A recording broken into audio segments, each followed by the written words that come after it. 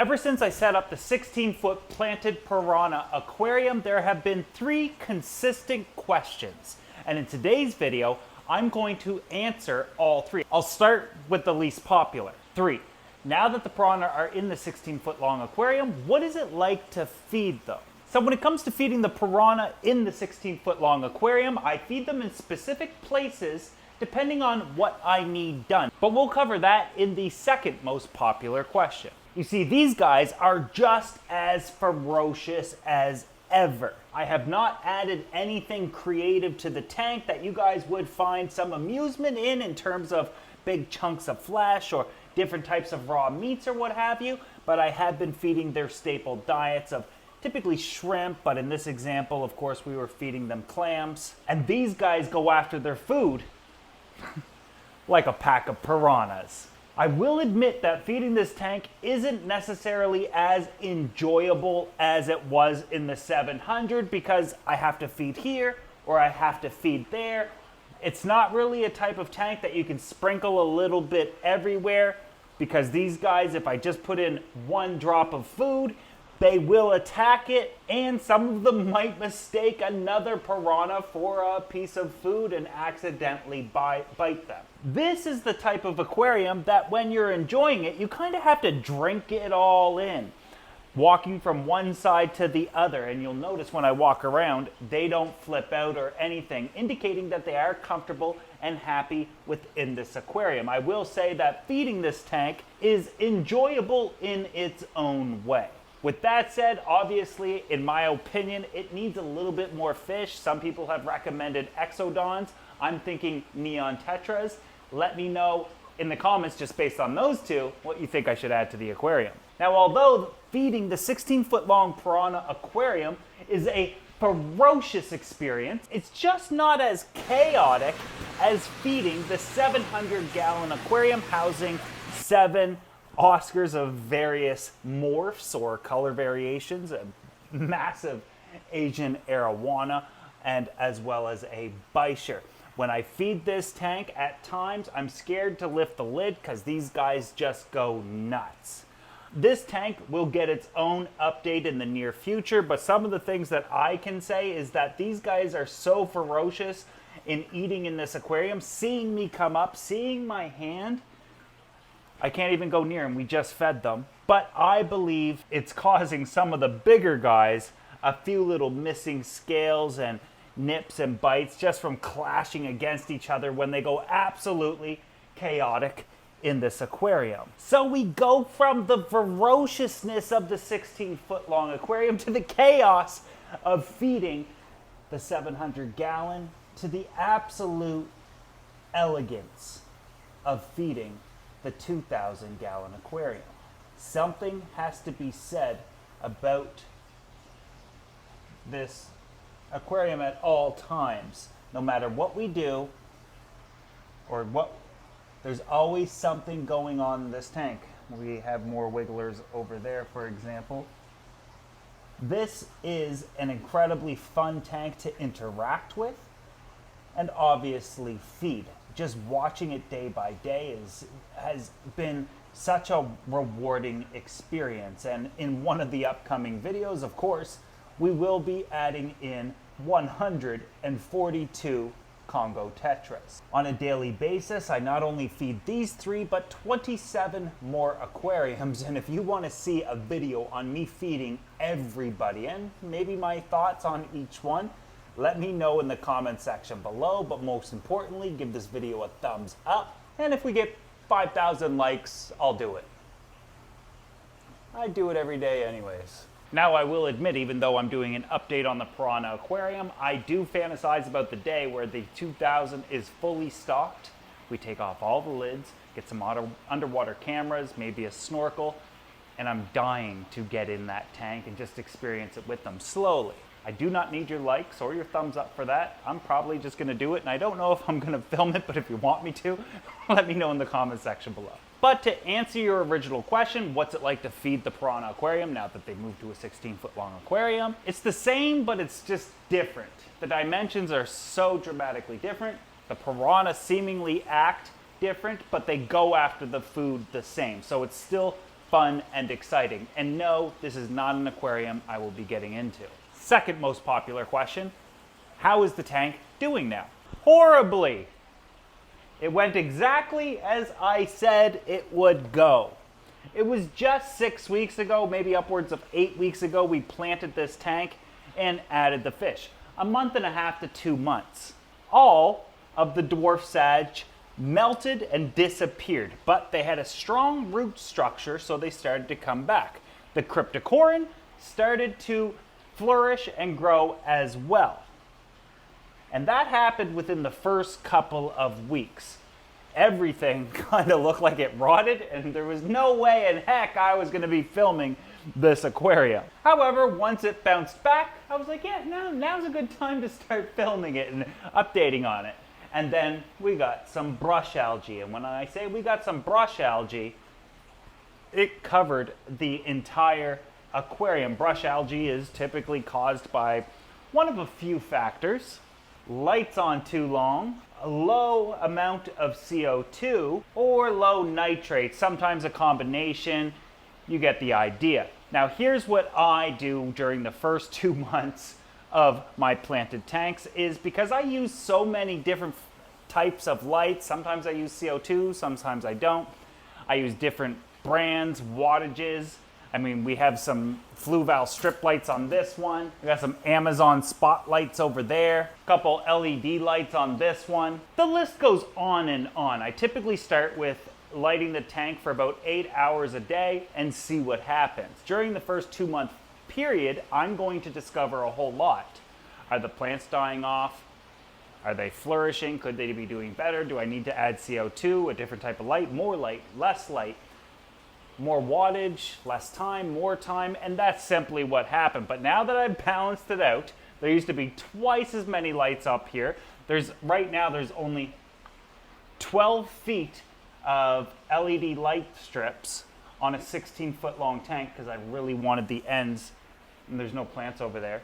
And they're only on for 8 hours a day, and I cut the CO2 off and started to do water changes on the aquarium. As soon as I started to do that, the plants started to kind of grow a heck of a lot faster, and that pesky brush algae was dying off.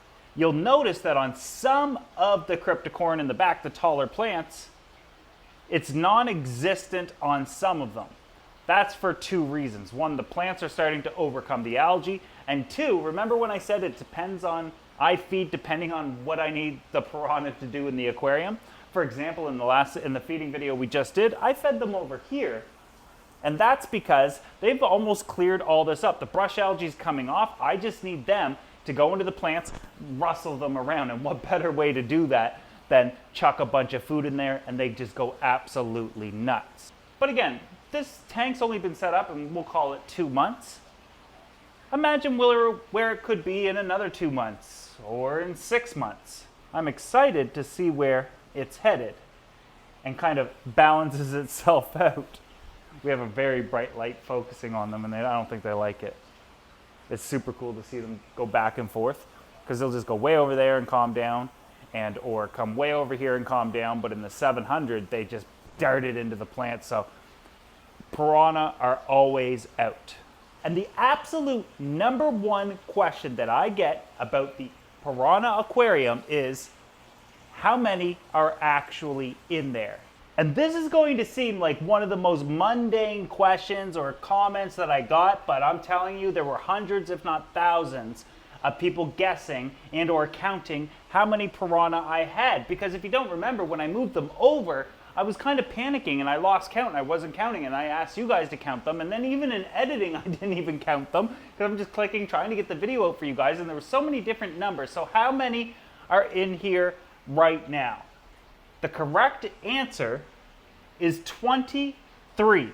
Didn't you have 30 piranha, Joey? Didn't you do this 30 piranha versus series in shorts where it got like hundreds of millions of views all over social media? You kept calling it 30 piranha versus. All right, well, full disclosure. I've said this a number of times. I've only been able, when they were in the 700, I was only able to ever count 26 at a time. How do I not know how many fish I have? I don't remember how many I added. I'm moving piranha that are biting through nets. I'm not necessarily counting them, and I'm not counting them like one piranha, two. Like, it was very, very stressful.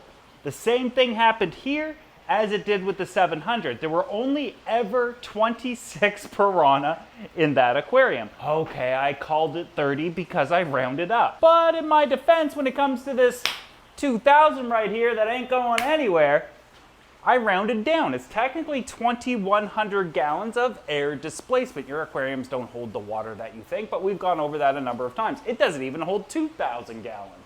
But 2,000 sounds better than 2,100. 2K sounds better than 22.1K. It was more so because it rolled off the tip of my tongue a little bit better, and we've always called it the 2,000, but technically it's 2,100 gallons. Okay, so sue me. I called it 30 piranha in the 700 gallon when it was only ever 26, and to be fair, I could never necessarily confirm. But once we got them into the 180, that's when I was able to start figuring out the numbers, and I'll show you why. Remember why we shut down the 700 in the first place? The piranha were starting to cannibalize. They reached peak numbers. The plants were all starting to kind of die off. They kind of overused the substrate, and there was literally no way for me to replace that substrate in a 700 gallon aquarium. So we set up the 16 foot. Well, they started to cannibalize. It's not, I don't know if you can see it, it's fresh out of the freezer and it's smoking in my hand. I didn't warm it up. I still don't know what to do with it. This is a piranha head. I found this one day, a few days before we actually shut the tank down. They ate everything but the head. So if we had 26, well, now we've got 25. But didn't I say 23? Well, this is where it's gonna come to be a little frustrating and angering, because you can imagine when I walked out to the 180, where they were being held in, a temporary holding tank, 180 gallons with a fully cycled filter, and loads upon loads of plants floating in it, I found these guys. Two perfectly, nothing wrong with them at all. Besides the fact that they are now frozen, but there's no bite marks, there's no nothing. Let me flip them around. There's nothing. And kiss. That was heartbreaking and made me panic for a number of reasons. Oh, you know, I don't like to lose a fish so much as the next person, but when I do, I need to know why. But one of the things I wanted to do was show you this guy, for example, and this is one of the smaller ones.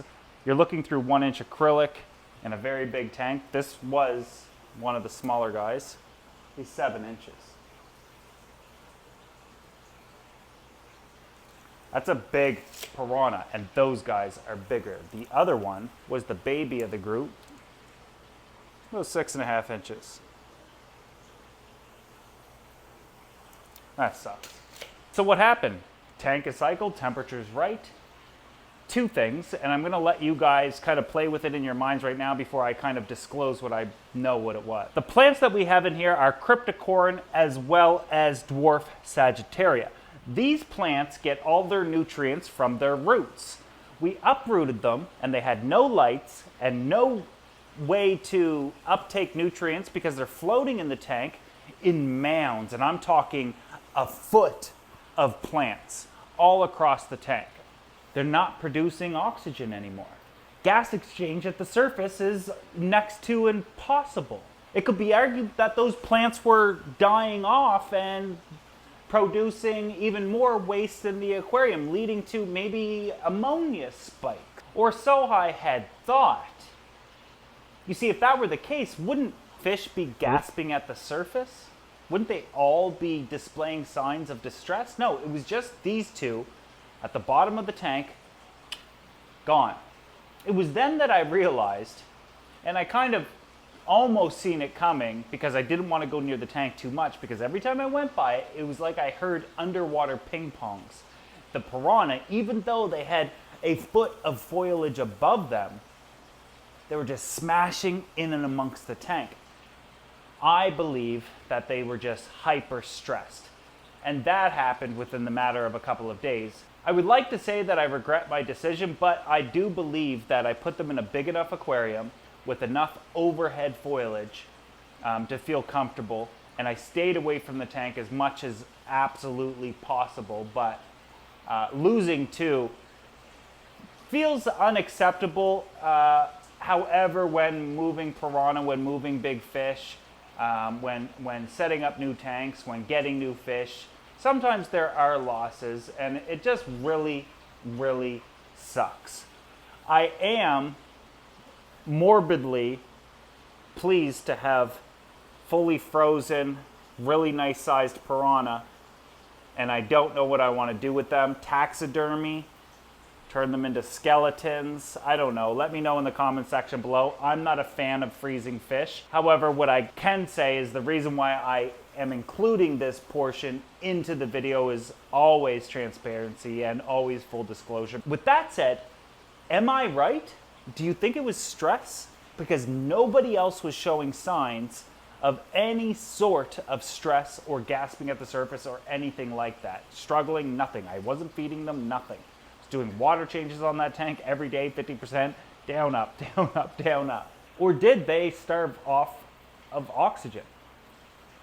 Let me know your thoughts in the comment section below, because in my opinion, based on their condition, it could have only been one of two things. Back to the freezer you go until, well, you guys decide what we're gonna do with these guys. Well, we certainly didn't end on a high note, but we definitely did do a relatively good update on the 16-foot, answering the top 3 burning questions that you guys have. I got a tremendous amount of other videos that I'm working on, and they'll be coming out here shortly, but we'll circle back on this tank because there's a number of other things that I'm going to cover, maybe even inspired by some of your comment section, or from the comment section of this video, reminding me of things that I should talk about and or bring up, mention, and or cover. And if you want to see any of that, make sure you subscribe if you're not already. If you enjoyed this video, make sure you give it a thumbs up, and I'll see you guys in the next video.